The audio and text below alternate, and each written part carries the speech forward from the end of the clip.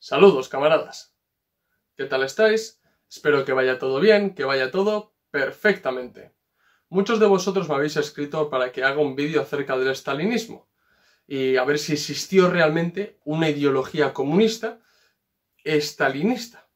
Porque, como bien sabréis, la historiografía oficial vendida al paradigma anti-Stalin, habla una y otra vez del estalinismo, como si fuera una ideología dentro del movimiento comunista o dentro del comunismo. Y además lo hace de manera deshonesta. Esto es, le imprime un carácter peyorativo al término stalinista, ¿no? ¿Para qué? Para criticar la experiencia histórica de la Unión Soviética sobre todo, mientras que Stalin era el secretario general. Entonces, hay que analizar materialistamente la historia de la Unión Soviética y observar las medidas políticas y económicas que se adoptaron durante el mandato de Stalin. Cuando digo mandato, mientras que Stalin era secretario general, y observar si realmente hay una ideología diferenciada o un desarrollo del marxismo-leninismo y si se podría hablar de stalinismo o no. ¿De acuerdo? Entonces, es muy importante analizarlo.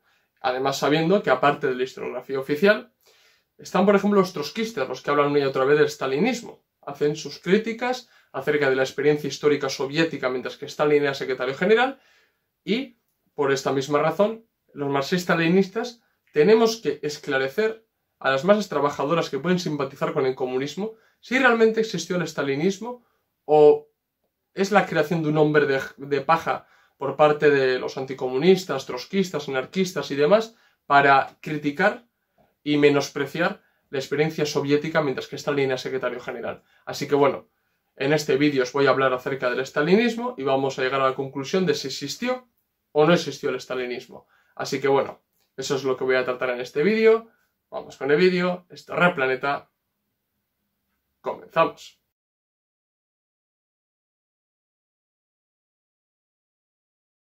Bueno, como bien he dicho en la introducción del vídeo, no son solamente los anticomunistas los que hablan de stalinismo, porque los trotskistas hablan una y otra vez de stalinismo, como una ideología propia con características muy bien definidas que caracterizaron la Unión Soviética mientras que Stalin era secretario general. Los anarquistas hacen lo mismo, o los marxianos, es decir, gente que se considera marxista, pero reniega, por ejemplo, el leninismo.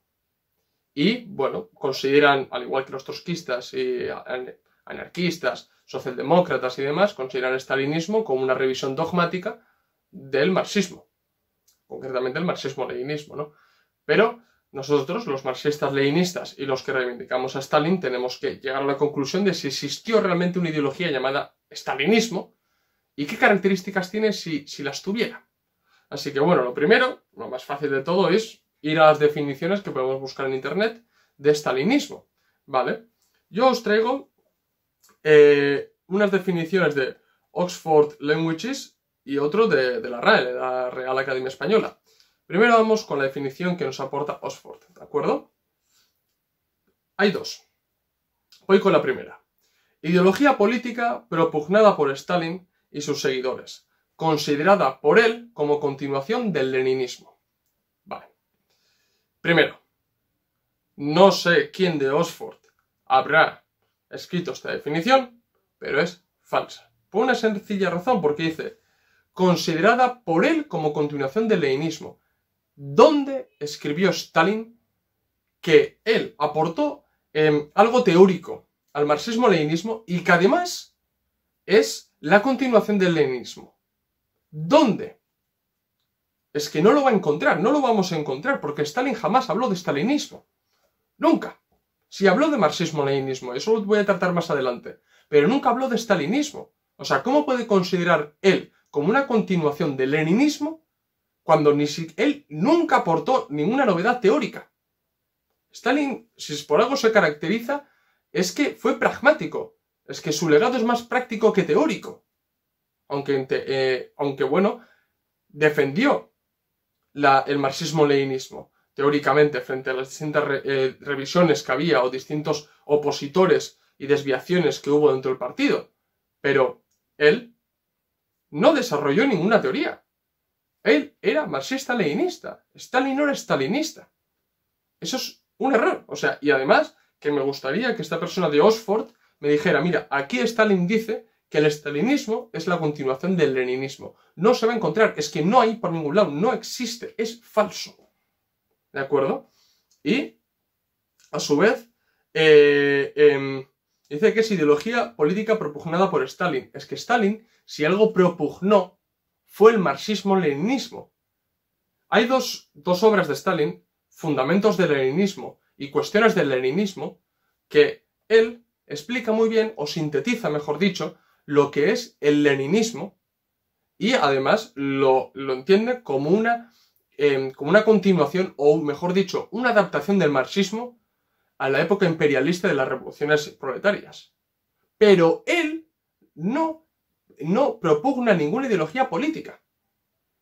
Stalinista me refiero, marxista-leninista sí, no stalinista. Y eso, decir eso es un error de una persona de Oxford, supuestamente, que tiene, bueno, cierta idea, ¿no?, de la historia política de la Unión Soviética, otra historia de la Unión Soviética, no puede decir esto porque es mentira y es contrastable. Y no hay ningún solo escrito de Stalin que hable acerca del stalinismo, sí del marxismo-leninismo, pero no del stalinismo. Además, una cosa quiero decir, que de las primeras personas que hablaron de stalinismo, ¿sabéis quién fue? Khrushchev. Sí. Khrushchev. La misma persona que en el 20 Congreso del PQS calumnió, criticó y mintió, fue el que en 1936 habló de constitución estalinista. Cuando la constitución de 1936 Stalin aportó, pero no fue él quien escribió la constitución.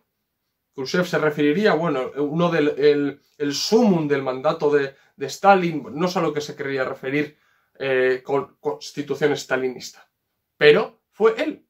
Y bueno, y todos los ultralagos que hizo Khrushchev a Stalin, ¿no? Pero eso es otro tema.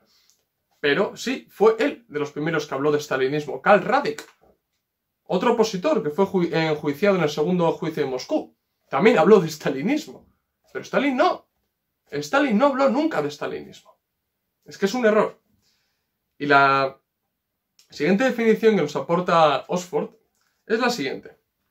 Conjunto de las prácticas políticas basadas en esta doctrina y que fueron implantadas por Stalin en la URSS de 1924 a 1953 y por otros dirigentes políticos en las democracias populares, regímenes socialistas de Europa del Este, después de la Segunda Guerra Mundial. Bien, si hemos dicho que Stalin no desarrolló ninguna doctrina o ideario stalinista, ¿cómo se puede decir que tales prácticas estén basadas en esta doctrina? Si no existe doctrina alguna stalinista.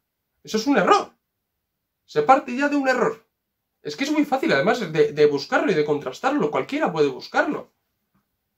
Que hubo unas prácticas políticas bien delimitadas que Stalin quiso tener resultados, quiso sacar adelante el país en las condiciones geopolíticas, bueno, y nacionales que tenía la Unión Soviética, y que llevó a cabo unas políticas bien determinadas y bien delimitadas, con muchos de los combates que tuvo que llevar a cabo dentro del partido. Sí existen esas prácticas políticas, claro que existen, pero no responden a una doctrina stalinista, sí comunista, sí marxista-leninista, y bebe mucho de Lenin y de sus escritos, y más aún de Marx y de Engels. Pero no, él no pone algo nuevo, no aporta nada nuevo teóricamente hablando. Y él lo que hace, si uno estudia la historia de la Unión Soviética, y sobre todo de la Unión Soviética entre 1917 a 1953, se va a dar cuenta de que Stalin lo único que hace es adaptarse a las condiciones materiales, geopolíticas y nacionales que tiene su tiempo. Al igual que Lenin, con el comunismo de guerra y con la NEP. Pues Stalin lo mismo. Primero, alarga la NEP, porque Stalin no llega y acaba con la NEP, eso es mentira. Llega, alarga la NEP, después planifica la economía, con los 3 planes quinquenales, y después reconstruye la economía, con el 4º y el 5º plan quinquenal. Pero claro, la planificación de la economía, partiendo de la colectivización y la industrialización, viene determinada por unas condiciones geopolíticas muy bien delimitadas, que eran el cerco imperialista, el auge del fascismo en Europa. Y yo me pregunto, y muchas veces los comunistas debemos de preguntar, ¿qué ocurriría si el imperialismo aceptara de una vez que existe la Unión Soviética y se apostara por una coexistencia pacífica en términos revolucionarios, no en términos de Khrushchev, ¿qué ocurriría? ¿Qué políticas se hubieran adoptado? Yo pienso una cosa muy clara. Seguramente Stalin hubiera seguido más años con la NEP. Hubiera hecho caso a Bukharin. Yo lo pienso, yo lo creo. Tal vez me equivoque y seguramente mucha gente no esté de acuerdo conmigo. Y es totalmente respetable. Podemos debatir. Pero claro, que existiese un cerco imperialista determinó las políticas económicas que llevó a cabo Stalin. Pero no vienen de una doctrina, eso es lo que quiero dejar claro, no vienen de una doctrina stalinista. Y menos aún las prácticas políticas que llevó a cabo Stalin se vertebran en una ideología. Es que eso es erróneo. Eso es erróneo.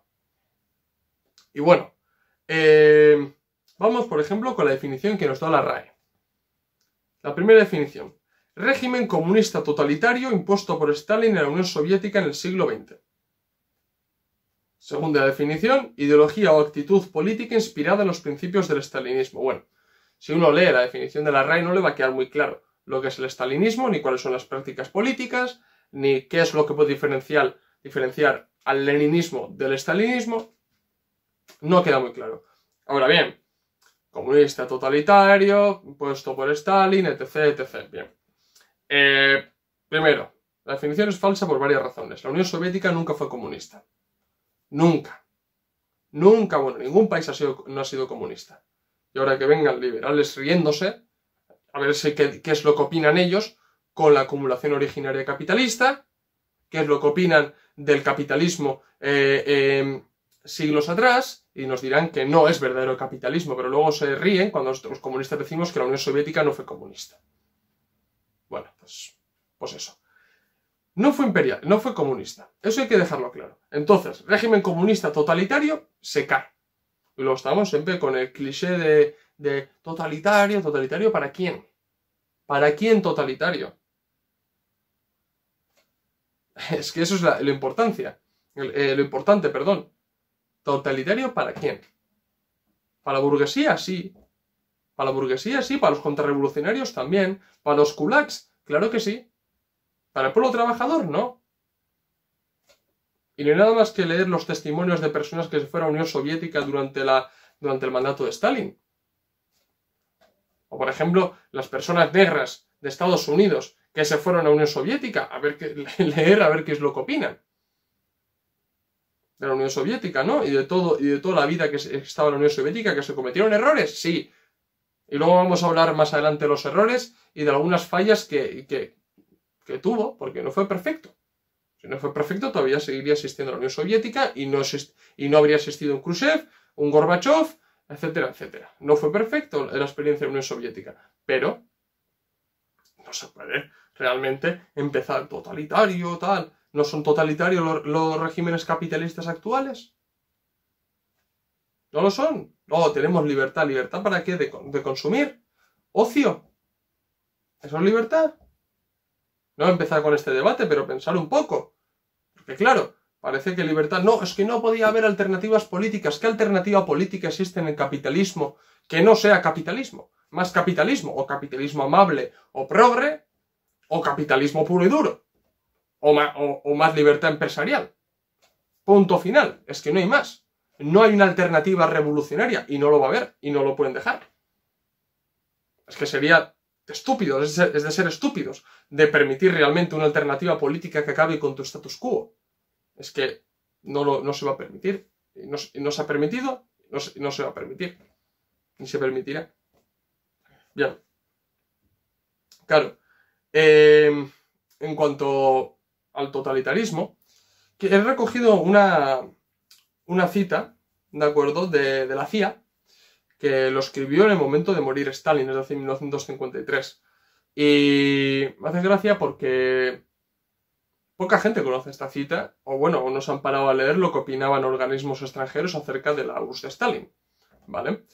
Estoy seguro, además, que si pongo citas de gente cercana a Stalin o de comunistas, no os va a servir, porque son citas comunistas y qué van a decir acerca de Stalin, y la bailaban el agua a Stalin, todos estaban de acuerdo con Stalin. Claro, no vale, ¿no? para hablar, por ejemplo, de que el liderazgo era colectivo en la Unión Soviética, jajaja, jijiji, o sea, empezará a reír la gente, es que esas son fuentes comunistas. Bueno, pues vamos a leer lo que dijo la CIA. El documento se llama Comentarios sobre el cambio de dirección soviética. Dice así.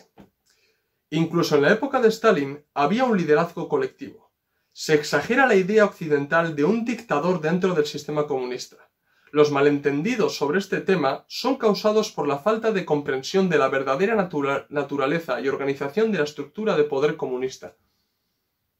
Por lo menos, la CIA fue bastante más honesta que muchos historiadores, o que se hacen llamar historiadores, que hablan de la Unión Soviética, y muchos sovietólogos, como no. Claro que el liderazgo era colectivo en la Unión Soviética. Stalin no podía imponer y deshacer a su antojo las cosas. Es que me atrevería a decir que ningún dictador puede hacer eso. Porque tiene alrededor gente. Y se le pueden sublevar. Por mucho que sea una persona muy grande. Muy grande me refiero en términos con dimensiones políticas, que tenga repercusión política, que tenga un liderazgo fuerte. Y en el caso de Stalin, hay momentos en el que se ve en su vida que no puede imponer medidas políticas, no puede. Y el ejemplo de ello fue la lucha por la reforma democrática. Stalin no pudo implantar una reforma democrática. Stalin no pudo separar el partido y el Estado. Stalin no pudo celebrar elecciones libres, directas y secretas. No le dejaron. No le dejaron. Si tan dictador era, podía a golpe de decretazo hacerlo. Pero es que no lo pudo. Y las repercusiones fueron fatales. Porque no hubo separación entre Estado y partido.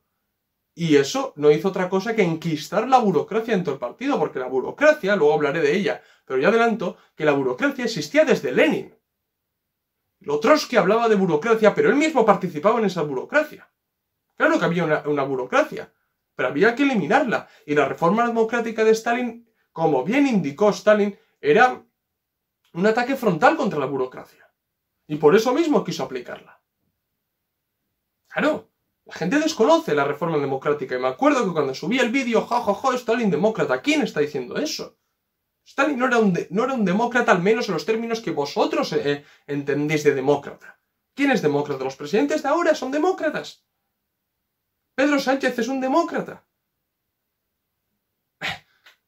¿Qué representatividad? ¿A quién representan realmente los presidentes de los distintos gobiernos? Del 100% de la población, al menos, que tienen derecho a votar, porque vemos además la abstención, ¿en cuánto sube la abstención? ¿Cuánto representa? Porque normalmente la abstención es enorme. Entonces no se puede contar los votos que obtiene dicho político de toda la población. No. Solamente hay que coger de los que han ido a votar. Y si de los que han ido a votar son un 56%, de ese 56%, ¿cuánto representa el ganador? Que puede ser el 20%. ¿Cuánto es? ¿Eso es realmente un representante del pueblo? Por favor. Eso es la democracia burguesa. Que tanto le gusta a la gente. Pero claro, tenemos libertad de ocio y libertad de consumo. ¿Cómo no? Bueno, tiramillas. Bueno. Ahora voy a hablar acerca de unos rasgos que achacan al stalinismo. ¿Vale? Para decir que realmente existe el stalinismo como ideología y como práctica política. Y bueno, si uno, por ejemplo, va a Wikipedia, puede encontrar por stalinismo y le salen pam, todas las características y todos los rasgos que caracterizan al stalinismo. Pero bueno, yo he ido más allá y como suelo leer bastante también de fuentes anticomunistas y también he leído a Trotsky, ¿vale? Trotsky, por ejemplo, es que recomiendo lecturas, hay que leer a todos. Hay que leer a todos porque luego no sabemos anticipar a las críticas. Y sabemos realmente por dónde puede coger uno y otro. Stalin, yo he leído La Revolución Permanente.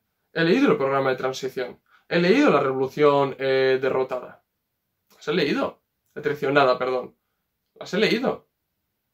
Y si observamos realmente, en esto no se diferencian mucho los trotskistas los anarquistas, los socialdemócratas y los anticomunistas de las críticas que hacen Stalin. Stalin es un catalizador, un centro donde convergen todas estas personas, todas estas corrientes para criticarlo. O sea, es de las pocas cosas que pueden converger. Pues Stalin los une a todos. Todos estos crean un frente unido anti-stalinista, digámoslo así, para atacarlo. Y bueno, pues también de Khrushchev, como no, el discurso secreto de Khrushchev, pues bueno, he intentado coger unos rasgos que creo que, bueno, todos estos elementos que están en contra de Stalin, pues bueno, suelen repetir bastante, ¿no? Entonces, bueno, vamos uno a uno y voy a ir criticándolos. Bueno, primero, en el stalinismo hay un rasgo muy característico que es el culto a la personalidad. Vale. ¿Hubo culto a la personalidad? Sí, lo hubo. Lo hubo, no hay ningún secreto. Ahora bien, lo importante es, ¿Stalin difundió el culto a su persona? No. No es así. Eso es lo importante. Hay que separar el grano de la paja. No fue Stalin quien obligó a los demás, al resto del partido, a la ciudadanía soviética que le hiciera culto porque era un megalómano. No. No es cierto. ¿Quiénes fueron los que realmente difundieron, bueno, o hicieron el culto a la personalidad? Pues, por ejemplo, una de las personas clarísimo que empezó con el culto a la personalidad fue Khrushchev. Es que fue Khrushchev. Otro fue Karl Radek, por ejemplo, también. Personas, o bueno, o Mikoyan. También. Khrushchev y Mikoyan fueron dos personas que fueron de la mano en el 20 Congreso del PQS y después del 20 Congreso del PQS. Y casualmente Khrushchev, en el 20 Congreso del PQS, titula a su discurso secreto acerca del culto a la personalidad y sus consecuencias. Hay que tenerlos gordos, pero gordos. O sea, se difunde anteriormente el culto a la personalidad, porque os recomiendo que leáis el artículo que tiene Bill Blunt acerca del culto a la personalidad de Stalin y lo desmiente, ¿vale? Yo voy a sacar un documento acerca del culto a la personalidad también y se ve todo el culto que hace Khrushchev a Stalin. ¿Para qué?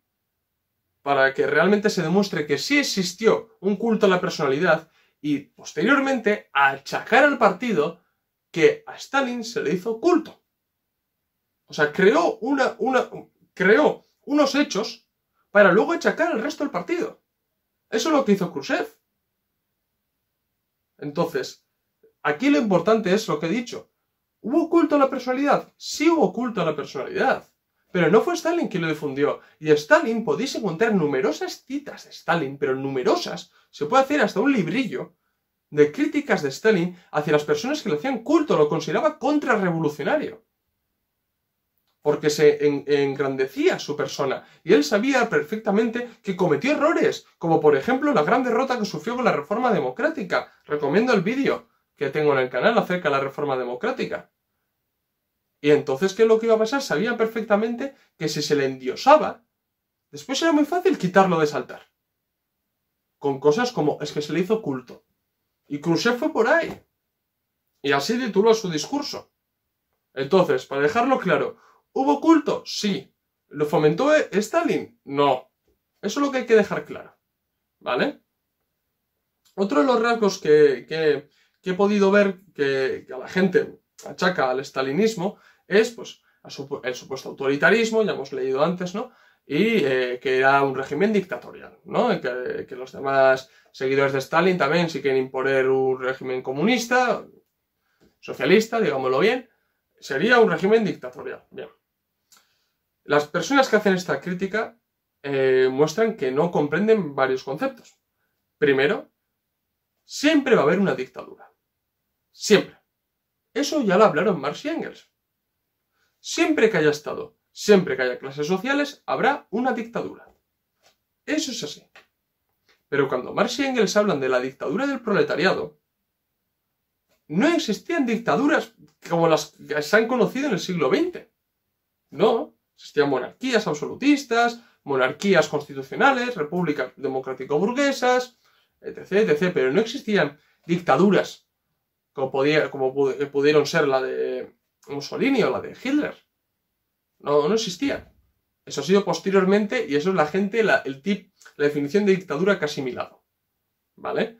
Pero mientras que hay un Estado, y entendiendo Estado como un aparato de dominación de una clase sobre otra, eso, y la que dicta la vida política, social y económica, y como no, cultural de un país, Eso realmente es una dictadura. Y hoy vivimos en la dictadura del capital. Porque es la burguesía la que utiliza y la que tiene en sus manos el Estado para dirigir a la clase que está dominada, que es el proletariado. O la clase trabajadora, mejor dicho. Eso es así. ¿Qué quieren los comunistas? Revertir la situación, utilizar ese Estado para realmente reprimir a la burguesía. Eso es lo que se quiere buscar.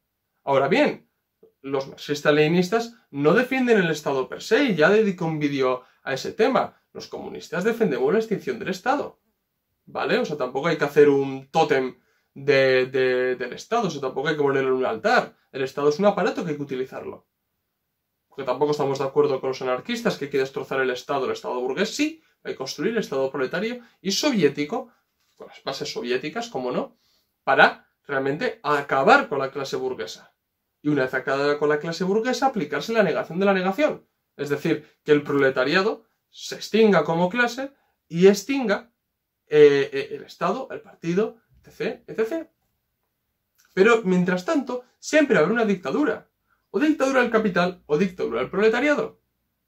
Eso así, casualmente, como los historiadores burgueses y la burguesía en general, como son muy buenos trileros, llaman a la dictadura del capital democracia burguesa y a la democracia proletaria dictadura del proletariado. Entonces, se mezclan los términos y no se parece que es que, pues el juego del trilero.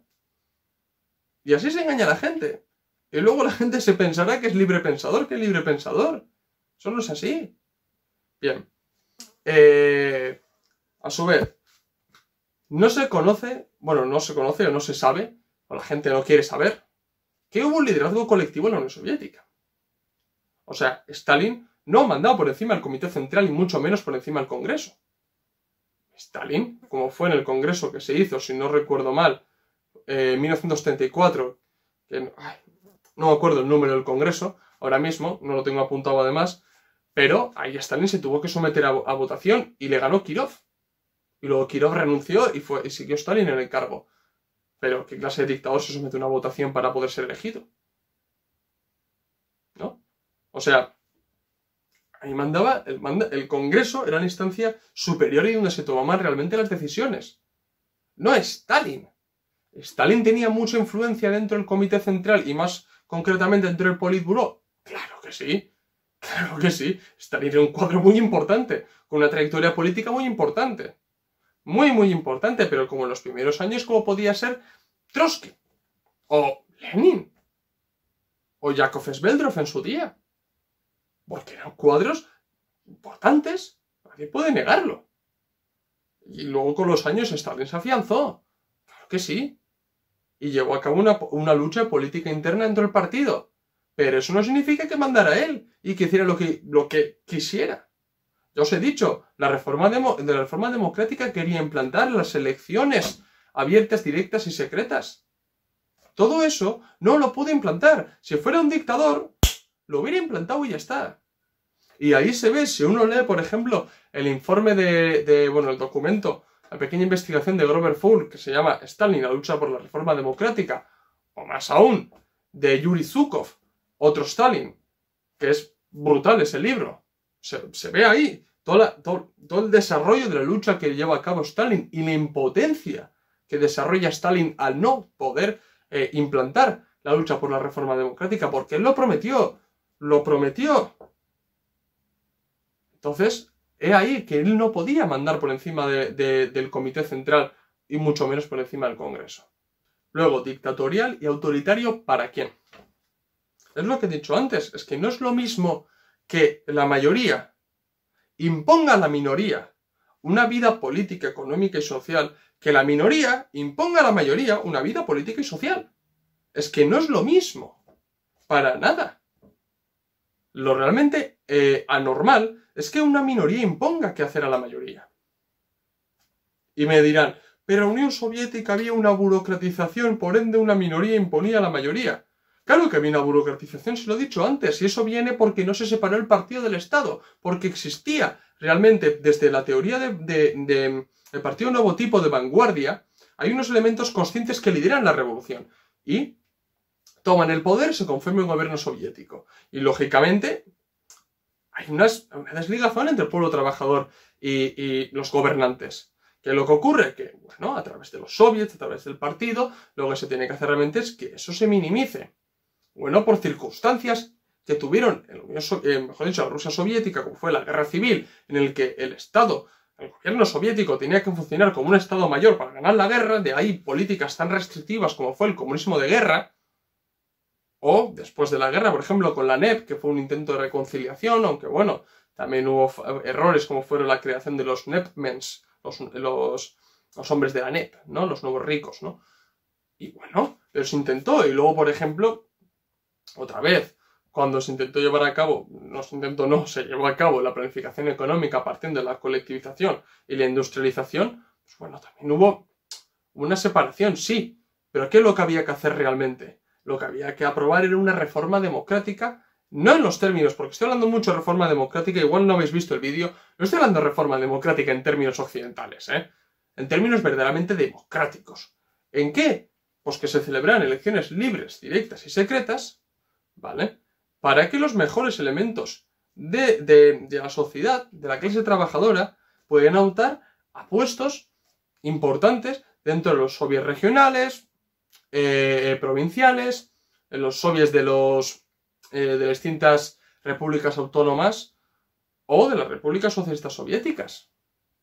O más arriba aún. Pero para eso realmente lo que había que hacer era apartar el partido del Estado y dejar que el Estado realmente actuara de facto y no de jure, es decir, en la práctica y en la teoría, y no solamente en teoría, como el verdadero gobernante el que regiera el país. Porque entonces lo que regía el país era el partido.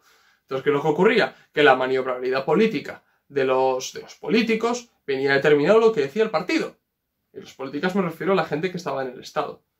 ¿Y por qué prevaleció el partido? Porque esta gente que está en el Estado pertenecía al partido. En el partido existe el centralismo democrático. Entonces, claro, no había esa separación, se podía enquistar una clase de gente que, bueno, había hecho carrera en el partido y estaba en puestos de mando, en el aparato estatal, pero había gente que valía mucho más y no podían optar porque no habían hecho, por ejemplo, carrera en el partido. Y eso no podía ser, y eso se tenía que superar mediante unas elecciones. ¿Qué es lo que propuso Stalin? Lo está proponiendo Stalin, o sea, el que se adelante es que es revisionista. Digo, bueno, revisionista Stalin, ¿no? Porque era lo que proponía Stalin. Bien, y eso hay que hacer una autocrítica en cuanto a eso, hay que aprender de lo que propuso Stalin con la lucha por la reforma democrática, ¿de acuerdo? Ahora bien, otro de los rasgos que he visto es que se critica del fuerte centralismo stalinista, ¿no? Digamos, y yo pregunto, ¿centralismo en qué sentido? Porque si habla de centralismo en el Estado, la Unión Soviética no es precisamente un ejemplo de centralismo. La Unión Soviética fue, en la práctica, una federación de repúblicas socialistas soviéticas. O sea, poco de centralismo. Ahora bien, si se habla de centralismo en cuanto a la economía, sí. Pero a partir de 1927. Porque de 1921 a 27 está la NEP. Y en la NEP, sí, está el Gosplan, el Goelro, están los primeros intentos del Gosplan para empezar a planificar la economía, la primera industria, tal, pero no hay una planificación y un todos a una en cuanto a la economía. Aún no, eso ya se da con la planificación. En principio no, por eso mismo no se puede extender. No se puede hacer una generalización y decir, no, es que el estalinismo defiende el centralismo político, económico, tal. No. Si se mira la historia de la Unión Soviética, se puede apreciar que no es verdad. Bien, pero claro, Stalin, por ejemplo, una idea errónea que he visto es que Stalin no llega y quita la NEP. Stalin llega al poder, mantiene la NEP, porque cree que es necesario mantenerlo por unos años más la NEP. ¿Qué es lo que ocurre? ¿Por qué cambia? Aquí es cuando Bukharin le critica. ¿Pero por qué cambia? Porque las condiciones geopolíticas, que es el estrechamiento del cerco imperialista sobre la Unión Soviética, el auge del fascismo a modo de reacción del auge del movimiento comunista en los países capitalistas, hace que Stalin y prácticamente todo el partido del Partido Comunista de la Unión Soviética se dé cuenta que no pueden seguir pasito a pasito costeando el socialismo, sino que tienen que crear ya una industria potente, capaz de autoabastecerse, porque no pueden. Y bueno, y los de fuera tampoco querían que la Unión Soviética se pudiera comerciar y pudiera obtener distintos recursos. Entonces, ¿qué es lo que ocurre? Que tienen que crear ellos el tejido industrial. ¿Cómo? Partiendo de la fórmula colectivización, industrialización. Los recursos para la industrialización salen del campo, el campo para poder tener un recurso seguro, para poder costear la industrialización, parten desde la colectivización. ¿Vale? Y de ahí salen los recursos a la industrialización, y de la industrialización tienen que salir las máquinas para maquinizar el campo, es decir, del campo a la industria y de la industria al campo. Y un ciclo, no un ciclo, sino más bien una espiral ascendente para que realmente la producción vaya más. ¿De acuerdo? ¿Qué es lo que ocurre? Con la economía, sobre todo con la colectivización, bueno, las condiciones demandaban que lo tenían que hacer, porque era necesario industrializarlo, si no la Unión Soviética se lo hubieran comido con patatas. Se lo hubieran comido. Y necesitaban autoabastecerse, necesitaban maquinizar el campo, necesitaban tener una industria de defensa. Si no, es que no hubieran ganado en la Segunda Guerra Mundial, eso tenerlo muy claro. ¿Qué es lo que ocurre? Que claro, en el campo, Lenin ya dejó un escrito que era sobre la cooperación. Y lo que instaron, y lo que Stalin instó, era, bueno, los fundamentos del leninismo lo dice, era la creación de cooperativas agrarias para que en el campo prevaleciera la cooperación antes que la competencia.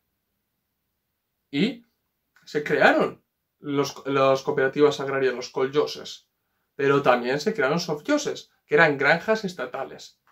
Las diferencias: cooperativa, granja estatal. La cooperativa no se puede considerar propiedad estatal. ¿De acuerdo? La propiedad de esos campesinos, esos trabajadores. Y la granja estatal era del Estado y la gente trabajaba en la granja estatal. Punto final. Claro, pero ellos tenían que mantener, tenían que asegurarse una producción. Por ende, de ahí querían acabar de una vez con la competencia, porque era necesario, porque con la competencia no iban a asegurarse un recurso fijo para la industria. Y de la industria luego tenían que volver las máquinas al campo. Pero eso no es un rasgo del estalinismo. Eso fue lo que las causas geopolíticas obligaron al Estado soviético a llevar a cabo. Eso es lo que tenéis que tener bien claro. Si no hubiera un auge del fascismo, si el cerco imperialista no existiera, la Unión Soviética seguramente, pues tal vez, hubiera intentado, mediante una coexistencia pacífica, tener recursos de aquí para allá. Yo estoy convencido que lo hubieran hecho, porque están en las cartas que se la deja al hijo de Roosevelt, lo deja claro. Entonces, no se puede poner, no, colectivización, rasgo del estalinismo. No, porque el propio Lenin hablaba de eso. Y las condiciones geopolíticas que se les plantaron les obligó a llevar a cabo de una manera rápida, no de la mejor manera, de una manera forzosa. Pues sí.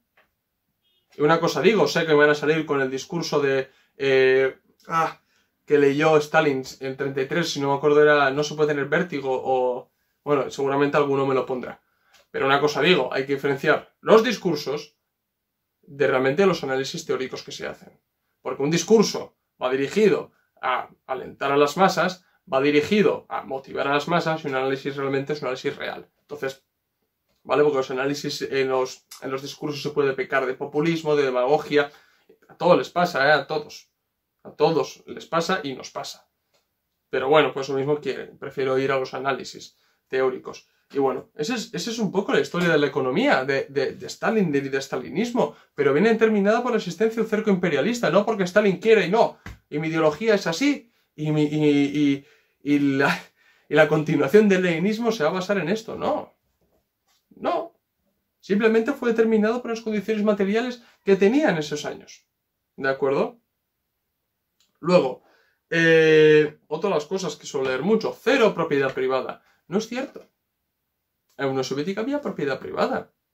En la Constitución del 36 podéis observar ahí que está garantizada la pequeña propiedad. Los koljoses no se pueden considerar como una propiedad pública, en todo caso propiedad cooperativa, pero no es propiedad pública o estatal. De facto es una propiedad que está en manos de los trabajadores. Es un tipo de propiedad privada cooperativizada, cooperativa, pero no es de estatal ni pública. ¿De acuerdo? Es de los trabajadores y es de esos trabajadores. Eso hay que dejarlo bien claro, porque la gente se confunde. ¿Bien? Y, por esa misma razón, en los problemas económicos del socialismo, que ya hice una reseña, Stalin admite la existencia de ese tipo de propiedad. Y bueno, y él insta realmente cuáles son los pasos, lo recomiendo mucho el libro, porque explica muy bien cuáles son los pasos llegados a un determinado grado de desarrollo para pasar al comunismo. ¿De acuerdo? Pero bueno, no voy a hacer spoilers, prefiero que leáis el libro. Luego, otra de las críticas que hablan mucho acerca del stalinismo es que no prevaleció el control obrero de la producción y, como rasgo característico del stalinismo, control estatal de la producción. Sí, claro que hubo producción estatal de la producción, eso es innegable, que eran los planes quinquenales, ¿no? Los planes quinquenales no lo marcaban los obreros, lo marcaba el Gosplan, ¿de acuerdo? Un ente estatal, que se encargaba realmente de hacer los planes quinquenales, y las cuotas, etc., etc.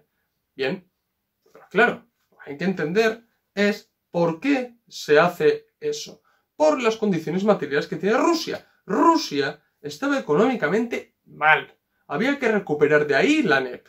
Porque el comunismo de guerra, y la gente se queda con el comunismo de guerra, porque se piensa que si los comunistas queremos una sociedad socialista, y como no, un mundo comunista, se piensa que queremos un comunismo de guerra 2.0. No queremos eso, el comunismo de guerra sirvió para ganar la guerra.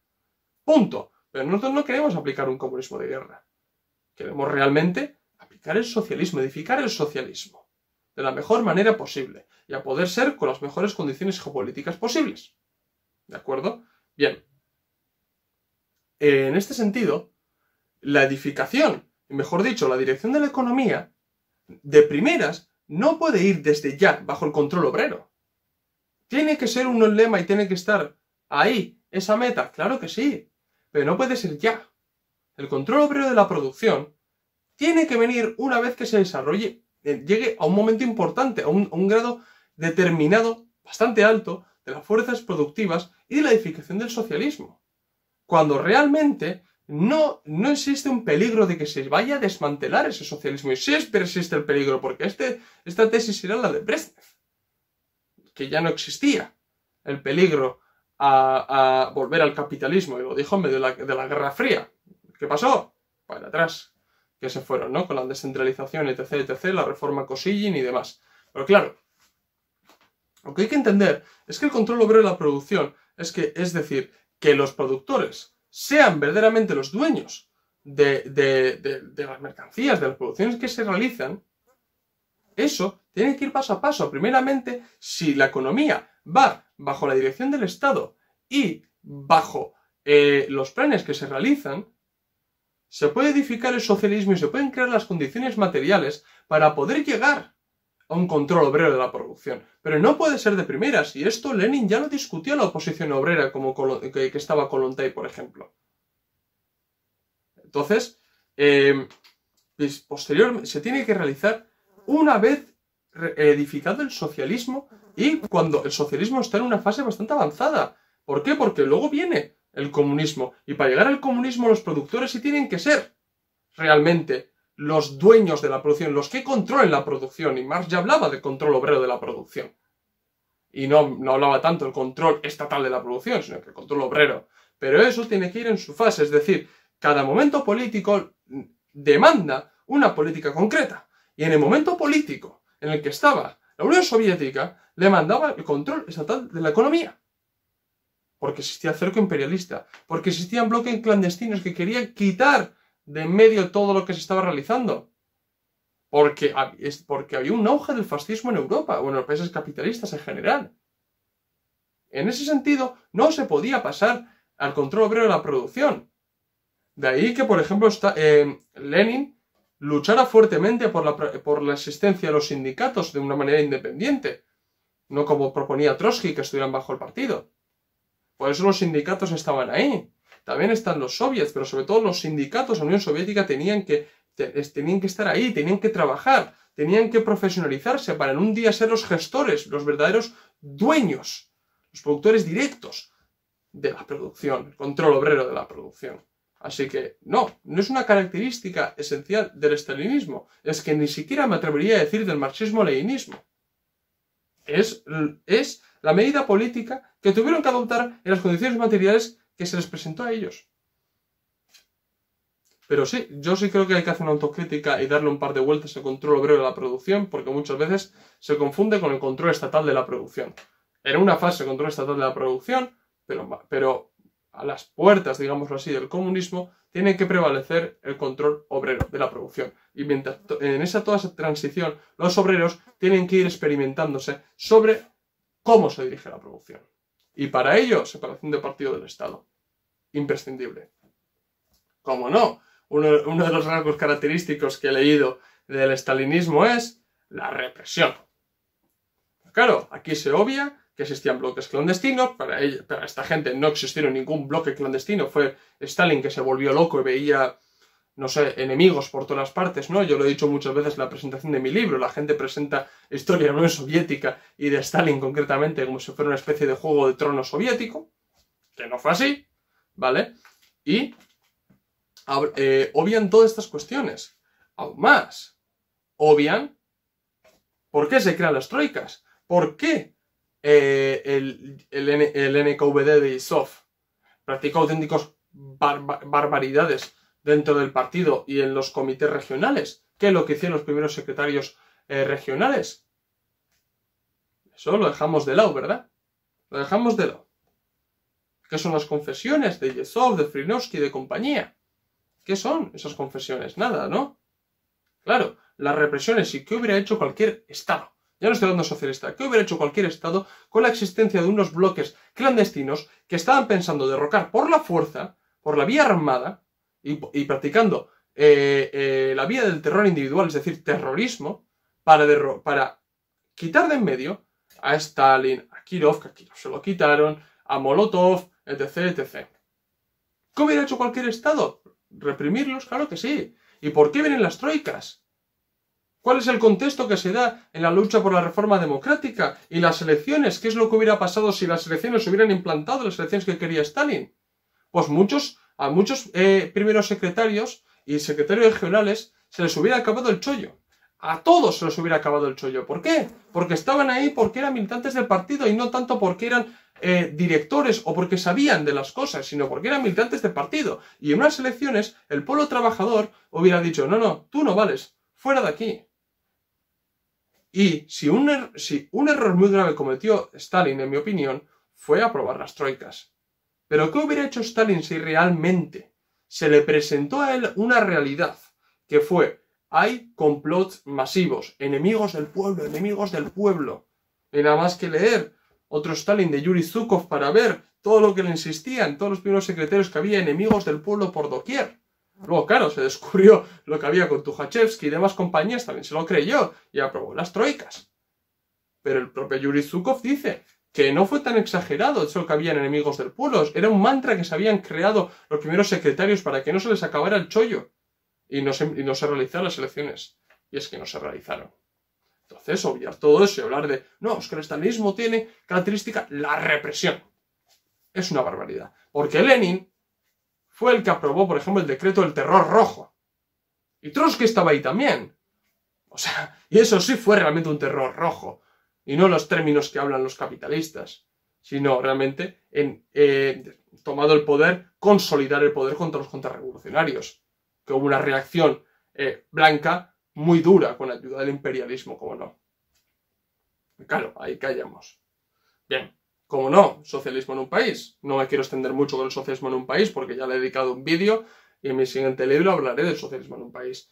Pero bueno, sí, claro que sí. Es una de las características de la política propugnada por Stalin. Eso sí. Y si una de las pocas cosas que se pueden salvar es el socialismo en un país. Pero una cosa quiero decir. El máximo ideólogo del socialismo en un país no fue Stalin, fue Bukharin. Stalin lo comprendió y hizo suya el socialismo en un país contra la revolución permanente de Trotsky. Claro que sí, pero claro, no es realmente su teoría, es la de Bukharin. Y él la hace suya y la defiende junto con la alianza temporánea estratégica que hicieron Stalin y Bukharin. ¿Cómo no? Luego otro de los errores es asociar, la falsa asociación que se hace, ¿no? Socialismo en un país, nacionalismo. Revolución permanente, internacionalismo. ¿Qué está bien? Internacionalismo. Ah, revolución permanente, Stalin, chauvinista. O como lo llamó Trotsky, nacionalsocialista. Está ahí, ¿eh? Lo podéis leer, por ejemplo, en el resumen que hace Trotsky acerca de la revolución permanente, habla nacional-socialismo. Y tacha a la Unión Soviética de la Tercera Internacional de eso. O sea, bueno. Y eso es un error. Porque defender el socialismo en un país no quita que se quiera realmente una revolución en el mundo o que se quiera un mundo comunista. No. Pero mientras tanto, se sabe que en la revolución donde en el país triunfante se tiene que edificar el socialismo. Y esta no tiene que quedarse a esperas de que triunfe en terceros países, sobre todo los países más adelantados.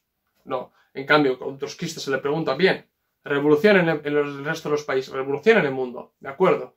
Pero en el resto de los países aún está que la revolución no triunfa, tal.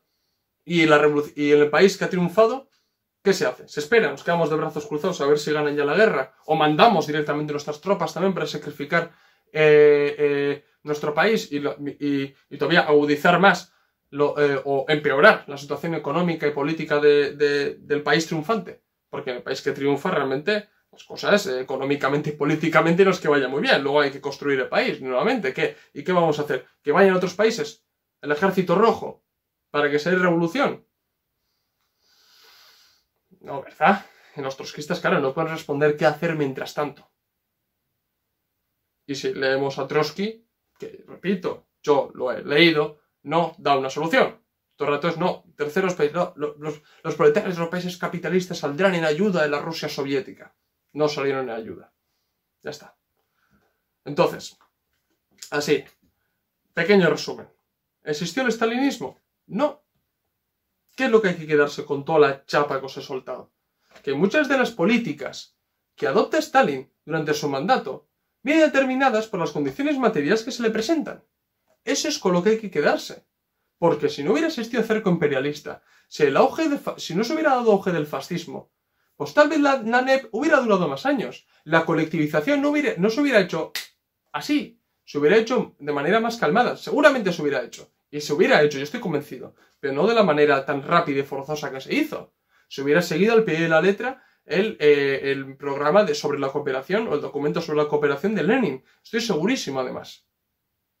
Tal vez, si no hubiera existido cerco imperialista, la Unión Soviética podía ir con la industrialización más despacio y no se hubiera enfocado tanto igual en la industria pesada.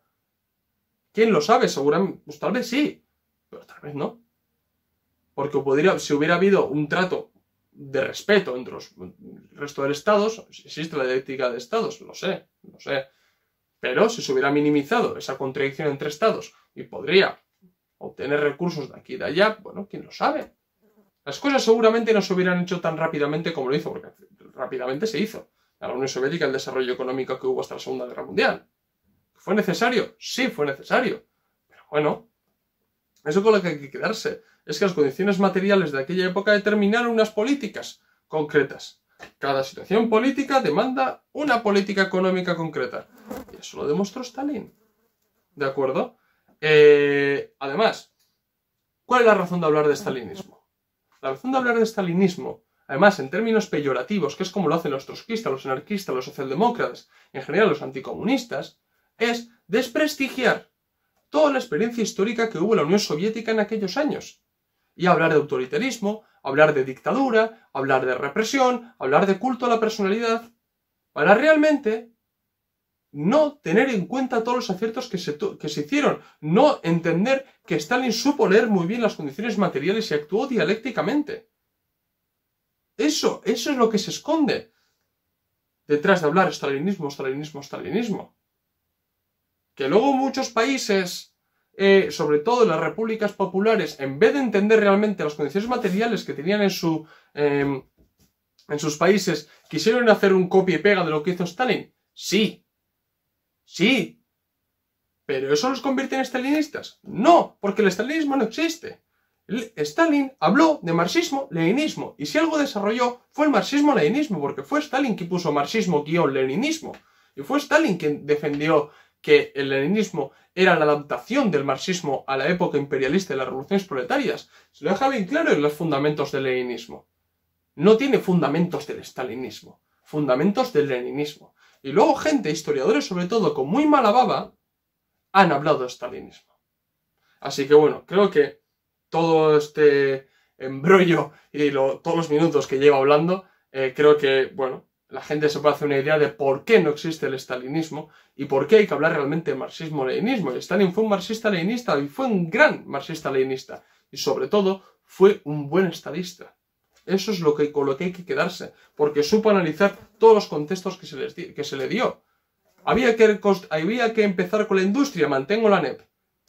Que hay un auge del fascismo en Europa, que el cerco imperialista se está estrechando, que tenemos que tener autonomía y sobre todo independencia económica, pasamos a planificación económica. Que realmente se está gestando que la burocracia no la estamos consiguiendo quitar de en medio y que no estamos dando pie a una democracia proletaria real. Reforma democrática. No lo pudo llevar a cabo, pero bueno. Tercer plan quinquenal. Orientado a ganar la guerra, a fortalecer nuestra industria, a mover nuestra industria hasta los Urales, si hace falta. Ganamos la guerra, hay que reconstruir el país. Tiremos desde la planificación económica. 1950. Hay que dar paso poco a poco a nuevas formas. Hay que empezar a meter el control obrero. Tienen que prevalecer los colloses sobre los sofyoses en el campo. Tiene que empezarse realmente a gestarse las relaciones de producción comunistas. Tiene que minimizarse la influencia de la ley del valor en nuestro país. Aunque admitió que existía la influencia. Fue un buen estadista. Estos son los pasos que realizó Stalin. Y lo aprendió muy bien de Lenin. Por eso mismo, Stalin fue el mejor aprendiz de Lenin. Así que bueno, espero que hayáis entendido por qué no existe realmente el stalinismo como ideología y que tenemos que hablar de marxismo-leninismo. Y bueno, si os ha gustado, dar like. Si sois nuevos, suscribiros al canal. Recordad que en la descripción del vídeo tenéis el enlace de PayPal para poder donar dinero y ayudarnos al canal. Ayudarnos a crecer, perdón. También tenéis los enlaces de Gumroad, donde tenéis disponible tanto mi libro en formato digital, si lo queréis en físico, escribidme al correo, y también tenéis los documentos que escribimos, tanto yo como Julen. Bueno, y ya por último, pues eso, seguidnos en las redes sociales, Twitter, Facebook e Instagram, donde subimos nuevo contenido a diario. Así que esto es todo, nos vemos en el próximo vídeo. Salud, camaradas.